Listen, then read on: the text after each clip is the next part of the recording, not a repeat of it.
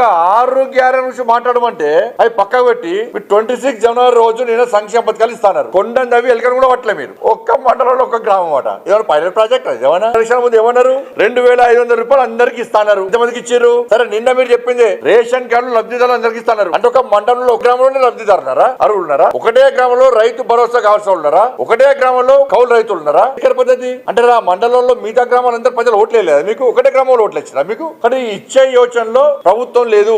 ఉన్న పైసలు కాబట్టి ఢిల్లీలో కప్పం కడుతున్నారు, పొట్టు దోసుకుంటున్నారు. ఇది పెద్ద 14% సర్కార్. మళ్ళీ చెప్తుంది, కుటుంబ సభ్యులు కూడా ఈ అవినీతిలో ఇన్వాల్వ్ చేస్తున్నారు. కాబట్టి 26 జనవరి కోసం ప్రజలు ఎదురు చూశారు. అరే ప్రభుత్వం రేషన్ కార్డు ఇస్తుంది కావచ్చు, రైతులకు 15,000 రూపాయలు ఇస్తుంది కావచ్చు, కౌలు రైతులకు కూడా 12,000 రూపాయలు ఇస్తుంది కావచ్చు, ఇంటికి రేషన్ కార్డు ఇస్తారు కావచ్చు అని ప్రజలందరూ ఎదురు చూస్తే మీరు ఒక్క మండలంలో ఒక గ్రామానికి ఒక గ్రామంలో చేస్తామంటే ఇది ఎంత చీటింగ్ చెప్పడం ఆలోచించండి. వాళ్ళ ఇంత దుర్మార్గ బుద్ధులు ఆమె ఇంత అన్యాయం చేస్తారా తెలంగాణ రాష్ట్ర ప్రజలకు?